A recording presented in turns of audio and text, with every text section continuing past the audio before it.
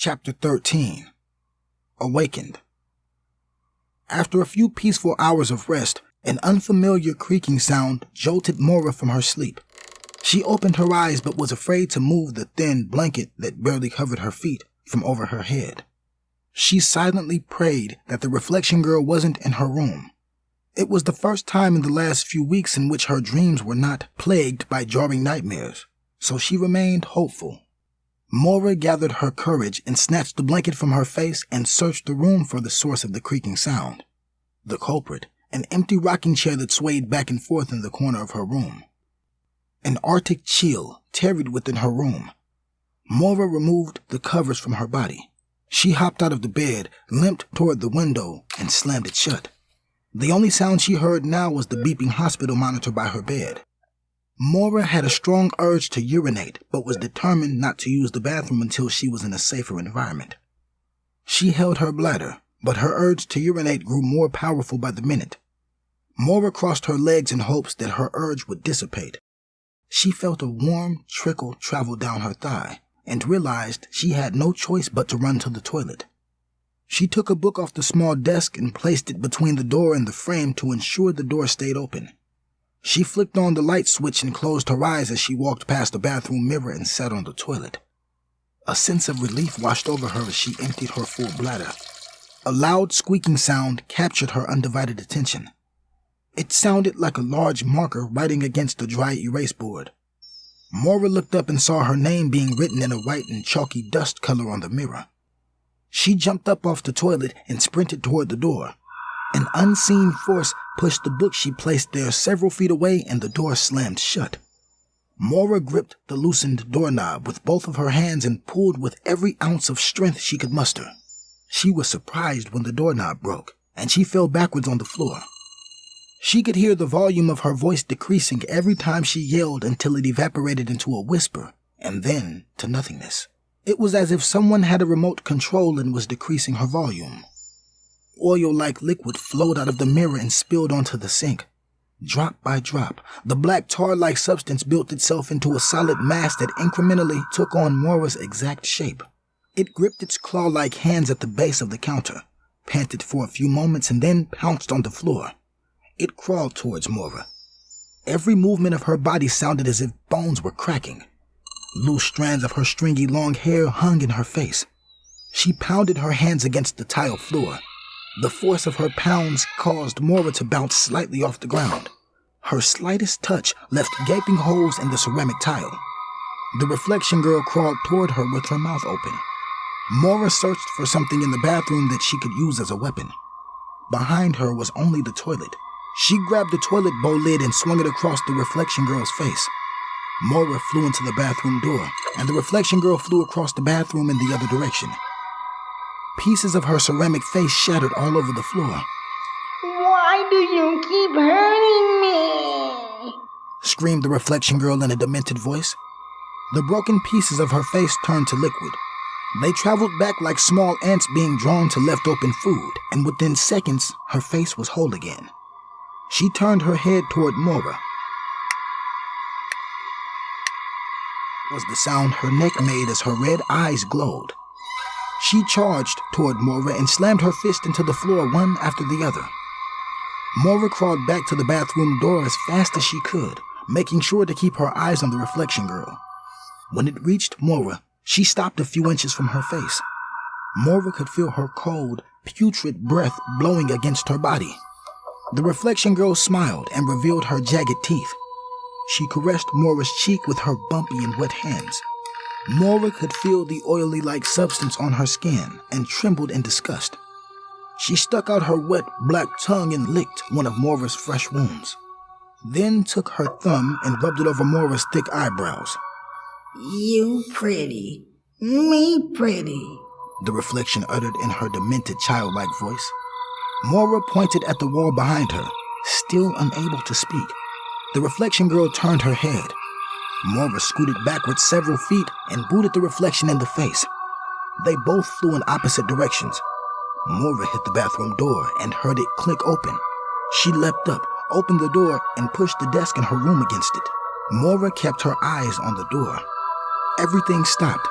The silence was uncomfortable. She could hear her heart thumping against her rib cage.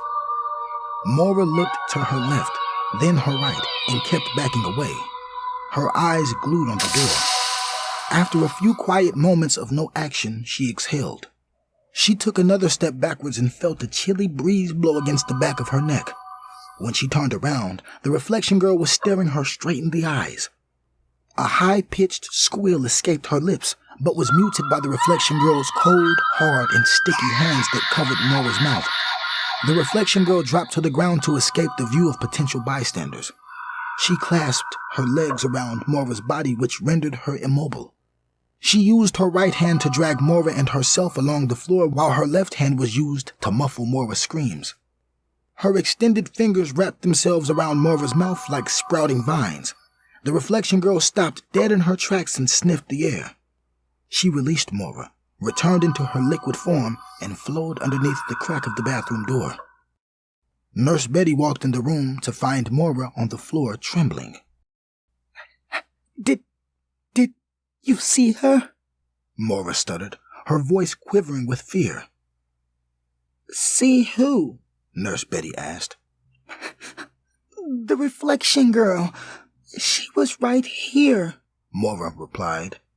The nurse had a seat next to Maura on the floor. It's okay, Maura. There is no girl, she countered. She's in the bathroom, Maura replied.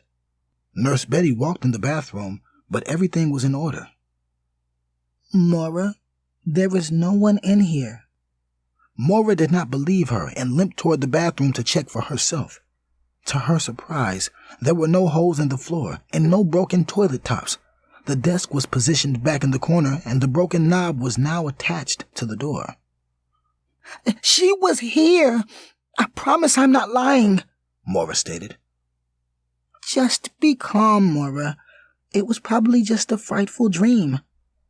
It wasn't a freaking dream. She was in my room. Dr. Mosley, who was outside the door, motioned for Nurse Betty to come toward him. I'll be right back, Nurse Betty replied. Please don't leave me alone in here, Maura yelled.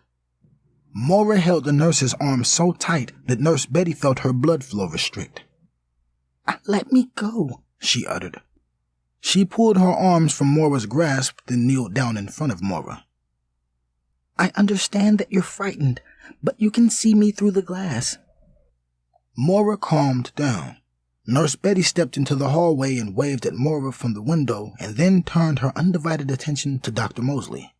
Maura darted out of the hospital room like a track star and limped as fast as she could down the hallway. Mom! Dad! Maura yelled. Stop her before she hurts herself, Dr. Mosley yelled. An orderly reached for her arm, but Maura swung her fist and hit him with all her might as she continued to limp toward the waiting room. She ran as fast as her injured legs would allow. Arresting Marianne sat up in the waiting room and turned toward Jackson. Did you hear that? Replied Marianne. Hear what? Jackson asked. I heard Maura's voice, she replied. Maura is sleeping, Marianne. They will let us know when she has awakened, Jackson responded. She is not sleeping. I just heard her voice. Marianne stood up and ran down the hall searching for Maura. Jackson doubtingly followed her. Maura? Maura? Marianne called. Mom! Marianne turned down one of the hospital corridors and saw her daughter limping toward her. Mom, they don't believe me. She tried to snatch me again, replied Maura. It'll be okay, darling. It's going to be okay. Jackson arrived and stood in between them and the hospital staff. He turned to Marianne. Head to the car. I'll be there shortly. Dr. Mosley walked close to Jackson and talked in a faint whisper. Your daughter is mentally fragile and a danger to herself. It is hospital protocol to keep her here for 72 hours, he whispered. I'll be damned if I let my daughter stay in this atrocious medical facility for another minute, responded Jackson. Jackson walked out the hospital doors and met up with Marianne and Maura. I'll get the car. Stay with your mother. Marianne handed Jackson the keys and put Jackson's sport coat on her shivering daughter. Marianne rubbed her hands together and blew hot air on them to keep herself warm. Jackson pulled up with the car and unlocked the doors for them to get in, but Maura did not budge. She stood in her spot, as still as a statue. "What's wrong?" Jackson asked. Maura pointed toward the rearview mirrors. "She will get me. There are too many mirrors," Maura replied. "No one is going to get you," Marianne responded. Maura ignored her mother, covered her eyes, and refused to get in the car. Jackson opened up the trunk and grabbed a lug wrench and swung it at both side mirrors. When Maura heard the broken glass fall to the ground, she removed her hand from her eyes and examined both mirrors. They were broken. She ran toward her father and hugged him. He handed Marianne the keys and climbed in the back with Maura. Maura looked up and noticed that the rearview mirror was still inside the car. She closed her eyes and pointed. Jackson took the lug wrench in his hand and struck it. It fell off the windshield and onto the dashboard. Marianne jumped and shielded her eyes when she heard the loud clash. "Sorry," Jackson replied. Maura laid her head on her father's lap, and he rubbed his hands over the edges of her hair. Marianne started the car and slowly backed out of her parking spot. She maneuvered it as safely as possible, which proved difficult without mirrors. Jackson's phone rang. "Hey, Veronica." Marianne rolled her eyes. She wished that the rearview mirror was still attached so that he could see her unpleasant expression. "Meet me at Marianne's house in an hour." Marianne paused at the stop sign and turned toward Jackson. "What am I supposed to do? Not answer?" he asked. "Yes," she replied. 10 minutes later, they pulled into their subdivision and parked in the driveway. Jackson gave Maura a few light shoves, and she woke up. He opened the door and led her into the house. "I'm not going in the house. This is where she attacked me and attempted to pull me in the mirror," Maura stated. "I got an idea. Let's tape up every mirror," Jackson suggested. "And if Marianne allows it, I'll stay over and sleep in your room." Maura eyed her mother for approval. "Okay, he can stay," replied Marianne. Jackson kissed Maura on the cheek and created a loud smacking sound. "That is so gross," replied Maura, with a huge grin on her face. "Stay here and I'll tape the mirrors. No reflection girl will harm my daughter again," Jackson said. He was happy to be present in both their lives. It felt right. "Do you still keep the tape in the junk drawer?" he asked. "Yes," Marianne replied. "I will be right back." Marianne handed Jackson the keys. "It's the gold one," said Marianne. "I know. I used to live here, remember?" Maura noticed her mother had a Band-Aid on her hand. "I'm sorry I made you fall. I didn't want you to get hurt," said Maura. "When I was 17, I got all dolled up for Chad Higgins, the most popular boy in school, but he never came. It was painful, and I didn't want that for you. I've learned more about you and Dad this evening than I have in my whole 16 years on this earth. Wouldn't it be easier if you both just shared your experiences with us?" Maura added. "You're right. I'll do better. But while we're confessing, I might as well tell you Chocolate Dimples called." Maura fell out on the back seat and put her hands over her face. "My life is over," Maura replied. "If you forgive me, I'll bend my makeup rule and might think about giving you a relaxer to straighten your hair." Maura shot up from the back seat with a huge grin on her face. "Deal," Maura yelled. Marianne reached over and hugged Maura. "We will get through this," she added. There was a series of knocks on Marianne's window. "It's all done," Jackson said. "Did you tape the mirror in the hallway?" Maura asked. "Yes, ma'am." "What about the bedrooms and bathrooms?" "I covered them all." Maura was relieved. They walked through the entire house and checked to make sure every mirror was covered, and then went downstairs. Maura jumped on the couch, grabbed the remote, and flipped through the channels on the television. Marianne pulled Jackson to the side. "Did you clean up the blood on the floor in the bathroom?" she asked in a soft tone.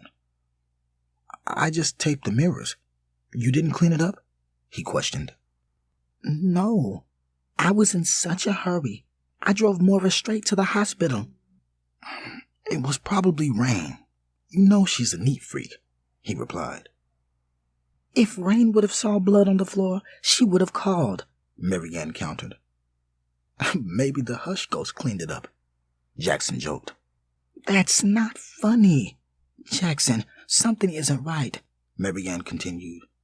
"You did hit your head and were under a lot of stress. Maybe you cleaned it up and can't remember," he added. "Maybe you're right," she replied. "We can discuss this in the morning. You've had a long day." He kissed Marianne on the forehead, and she went in the kitchen. Marianne was unsettled. She ran the events of today's fiasco over and over in her mind, and she could not remember picking up the blood. She took out a bag of Maura's favorite chips from the pantry and put a frozen pizza in the oven. She left Jackson and Maura sitting on the couch eating potato chips and Halloween candy. She walked up and down the stairs and retraced her steps, but there was not a single drop of blood anywhere. "How could Maura's towel be soaked with blood, but there be no drops of blood anywhere?" Something wasn't right. "I'm going to the bathroom," Marianne announced.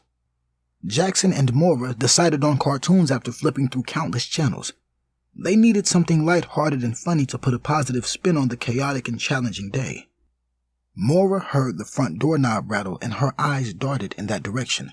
She jumped on the couch and shoved her dad on his right shoulder while she pointed at the front door. "It's the reflection girl. She's back," Maura uttered. The doorknob turned and the door creaked open. Jackson jumped off the couch and grabbed the bat in the corner. He gripped his hands around the sleek metal handle and held it like a baseball player preparing to slug a home run.